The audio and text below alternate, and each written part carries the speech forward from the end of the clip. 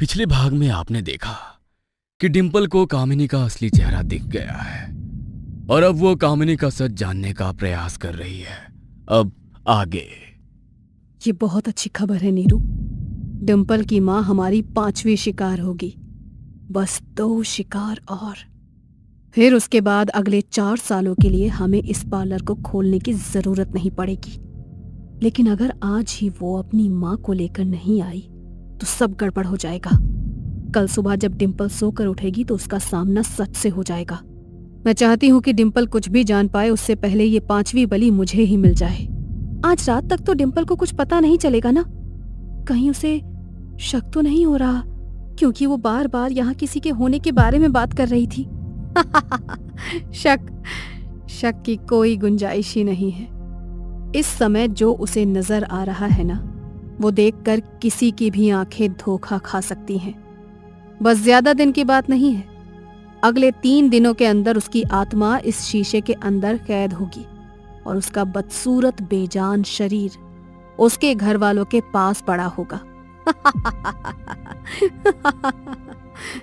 इधर कामिनी का असली रूप देखने के बाद डिंपल के तो जैसे होश ही उड़ गए थे। किसी तरह माँ का हाथ पकड़कर वह तेज कदमों से अपने घर की ओर दौड़ी चली जा रही थी। घर पहुंचने के बाद डिंपल के मन में कई तरह के ख्याल आ रहे थे। उसे समझ में नहीं आ रहा था कि आखिर वो क्या पहेली है। बार बार उसे दिखाई देने वाली वो औरत कौन है और उसका डिंपल और कामिनी से आखिर क्या रिश्ता है, जो कामिनी इतनी खूबसूरत दिखाई देती है और सबको खूबसूरत बनाने का दावा करती है, वह वास्तव में इतनी बदसूरत और बूढ़ी है। और अगर उसका असली रूप इतना डरावना है तो वो रूप बदल कर क्यों रह रही है? मेरे मन में ढेरों सवाल है माँ, लेकिन इन सवालों का कोई जवाब नहीं है। मैं नहीं जानती कि सवालों का जवाब हमें कैसे मिलेगा। कामिनी से जाकर पूछने का मतलब तो शायद अपनी जान गंवाना होगा, लेकिन पता नहीं, अभी भी ये बात मेरी समझ से बाहर है कि आखिर उस पार्लर में चल क्या रहा है। बेटा तू छोड़ना उस पार्लर में चाहे जो भी चल रहा हो, हमें उससे क्या मतलब है। तू बस पंडित जी का दिया वो धागा अपने गले में पहन ले। और सुन, अब तुझे उस रास्ते से गुजरने की कोई जरूरत नहीं है। छोड़ दे वो रास्ता, किसी और रास्ते से आना जाना शुरू कर दे। बाकी मैं तो कहती हूँ नौकरी ही छोड़ दे। आप समझ नहीं रही हो माँ, अब इस धागे को पहनने से हमारी समस्या हल नहीं होने वाली है। हम इस पहेली के बीच में फंस गए हैं। जब तक इस पहेली को हल नहीं करेंगे हमारी समस्या सुलझने वाली नहीं है। आंखें बंद कर लेने से खतरा हमसे दूर नहीं होता। मुझे सब समझ में आ रहा है। अभी तक मैं डर से उसकी बातों को इग्नोर कर रही थी ना, अब वही हमारी पहेली को सुलझाने में मदद करेगी। किसकी बात कर रही है तू बेटा? उस सफेद कपड़े वाली औरत की, जिसने हमें कामिनी के बारे में सावधान किया था। देखो, मैं जानती हूँ तुम यहीं कहीं हो। हमें तुम्हारी मदद की जरूरत है। प्लीज मदद करो हमारी। मुझे कामिनी का सच जानना है। कौन है कामिनी और क्या चाहती है मुझसे? डिंपल के बार बार बुलाने पर अंत में कमरे का माहौल बदलने लगता है। अचानक ही कमरे में चारों ओर ठंडक होने लगती है और कमरे का माहौल बेहद भारी सा होने लगता है। देखते ही देखते कमरे में एक काली सी परछाई आकार लेने लगती है और आकर डिंपल के अंदर समा जाती है। डिंपल की आंखें लाल और चेहरा भी कुछ बदला बदला सा नजर आने लगा था। अनामिका हूँ मैं। रिया कॉलोनी में घर था मेरा। बाकी सब लड़कियों की तरह सुंदर दिखने की चाहत में मेरा सब कुछ छीन लिया उसने। इस कामिनी का पार्लर 4 साल पहले हमारी कॉलोनी के बाहर एक पुराने से मकान में खुला था। एक रोज मैं कॉलेज से लौट रही थी और लौटते समय मुझे देर हो गई। अचानक ही मुझे महसूस हुआ जैसे कोई मेरा पीछा कर रहा है। मैंने पलट कर देखा तो अपने पीछे खूबसूरत सी मनमोहिनी स्त्री दिखाई दी। वो औरत इतनी खूबसूरत थी कि मैं उसे देखकर एक पल को उसके रूप के सम्मोहन में फंस गई। शायद उसके सम्मोहन का ही असर था कि उसने मुझे अपने पार्लर में आने के लिए कहा और अगले ही दिन मैं उस कामिनी ब्यूटी पार्लर में पहुंच गई थी। मेरे खूबसूरत बाल और चमकदार स्किन देखकर मानो कामिनी की आंखों में चमक सी आ गई थी। तुम्हारी ही तरह उसने मुझे 2 सिटिंग देकर स्किन ट्रीटमेंट देने का वादा किया। कामिनी के पार्लर में ट्रीटमेंट कराने के बाद मेरा चेहरा इतना खूबसूरत हो गया था कि अपने आप को आईने में निहारने से मेरा मन ही नहीं भर रहा था।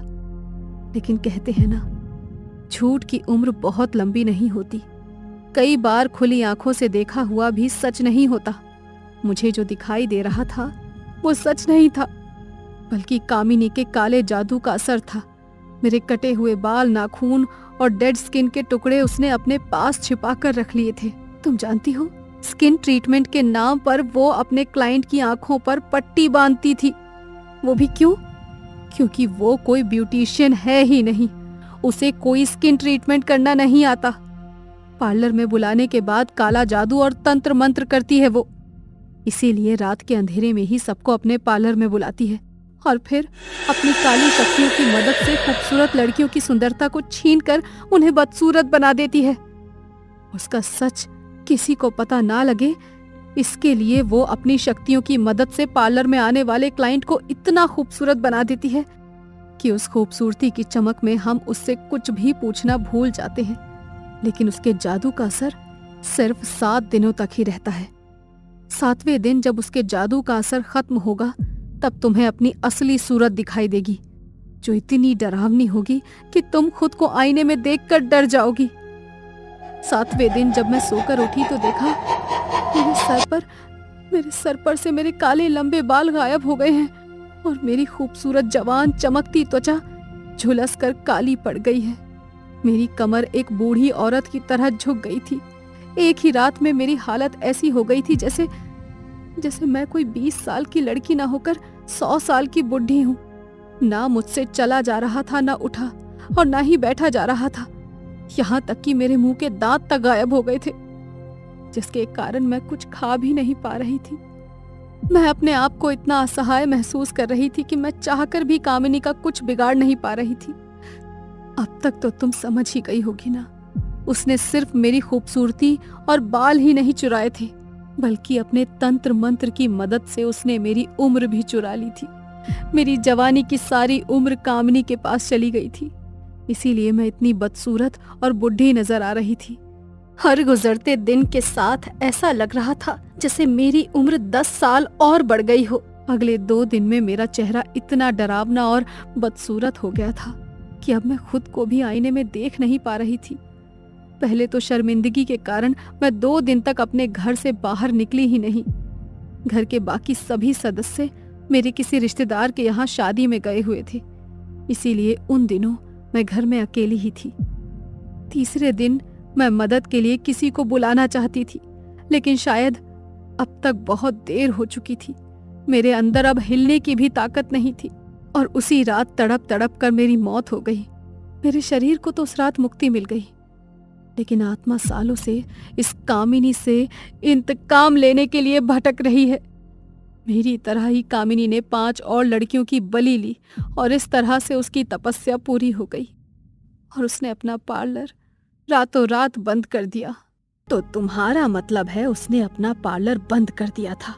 पिछले 4 सालों से कामिनी किसी को भी नजर नहीं आई थी। 4 सालों के बाद उस रात एक बार फिर कामिनी रात के अंधेरे में सड़क पर शिकार की तलाश में निकली। उसका शिकार खूबसूरत और जवान लड़कियां होती हैं, जिन्हें वो अपने सम्मोहन में फंसाकर पहले अपने पार्लर में बुलाती है और फिर ब्यूटी ट्रीटमेंट के नाम पर उनसे उनकी जिंदगी छीन लेती है। कामिनी कोई आम जादू टोना करने वाली तांत्रिक नहीं है। डायन है वो, डायन। 300 सालों से इसी धरती पर रह रही है। डायन को अपने रूप, रंग और बालों से बहुत प्यार होता है। उसका रूप और यौवन कम ना हो जाए, इसीलिए हर 4 साल में उसे 5 खूबसूरत लड़कियों की ऐसे ही बलि देनी होती है और बदले में उन 5 लड़कियों की उम्र और खूबसूरती उस कामिनी को मिल जाती है। इसी खूबसूरती से वो अगले 4 साल तक काम चलाती है और फिर अपने शिकार की तलाश में किसी नई जगह जाकर कामिनी ब्यूटी पार्लर खोल लेती है। इसीलिए बार बार तुम्हें सावधान करने का प्रयास कर रही थी ताकि तुम डरकर उस पार्लर से भाग जाओ, लेकिन शायद तुम्हारी नियति में भी ऐसे ही तड़प तड़प कर दर्दनाक मौत लिखी है। आज रात ही डिंपल के ट्रीटमेंट को तो 7 दिन पूरे हो जाएंगे। इसका मतलब कल सुबह तक वो भी तुम्हारी तरह हो जाएगी। प्लीज कुछ तो उपाय होगा ना, कोई तो रास्ता होगा जिसकी मदद से हम इस कामिनी को खत्म कर सकें। मेरी बेटी को बचा लो। देखो, बहुत शक्तिशाली है वो कामिनी। डायन की शक्तियों का अंदाजा नहीं है अभी आपको, मैं आपकी कोई मदद नहीं कर सकती। मेरे जैसी आत्मा उस डायन का कुछ नहीं बिगाड़ सकती। बरसों की तपस्या और तंत्र मंत्र की शक्ति है उसके पास। अब तो बस भगवान ही तुम्हारा भला करेगा। इतना कहकर अनामिका डिम्पल के शरीर से निकल जाती है।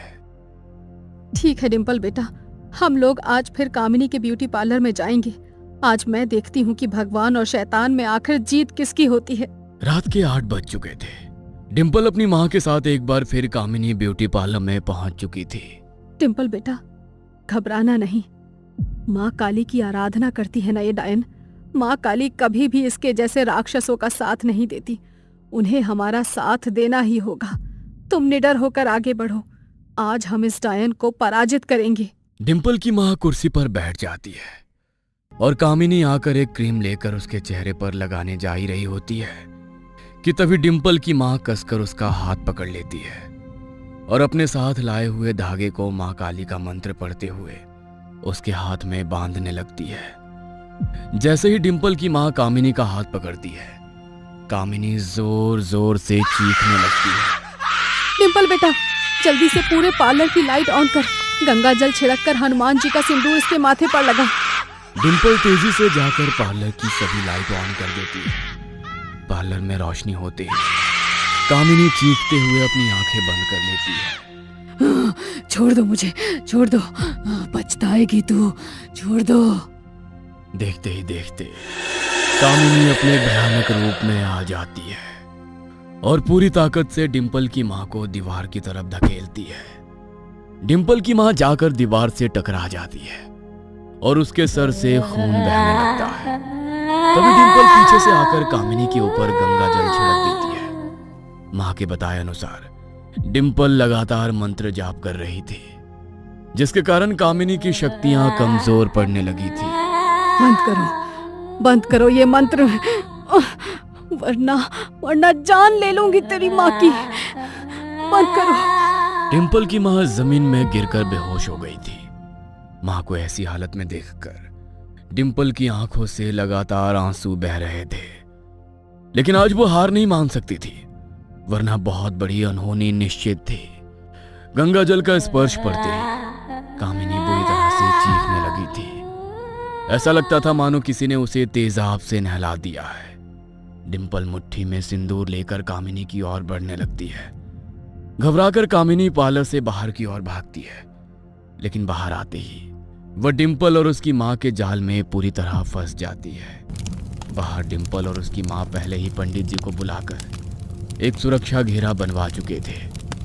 उस घेरे के अंदर प्रवेश करते ही कामिनी की शक्तियां बिल्कुल न्यूनतम स्तर पर आ जाती है। जल्दी से यह सिंदूर इसके मस्तक पर लगाओ, इसकी चोटी काटनी होगी, तभी आपके ऊपर किया हुआ तंत्र विफल होगा। कामिनी जमीन पर पड़ी छटपटा रही थी। पंडित जी एक झटके से उसकी चोटी काटकर अलग कर देते हैं। चोटी काटते ही कामिनी भयंकर आवाज में जोर जोर से विलाप करने लगती है और छाती पीट पीट कर रोने लगती है। कुछ पलों बाद डायन हूं मैं। डायन, मेरी मृत्यु नहीं हो सकती। अगले हजारों साल तक मैं इस धरती पर ऐसे ही घूमती रहूंगी। ये मत समझना कि तुमने हरा दिया मुझे, मैं फिर लौटूंगी। आज तो कामिनी लौट गई थी, किंतु कौन जानता है कल को फिर से किसी शहर में कामिनी ब्यूटी पार्लर खुल जाए।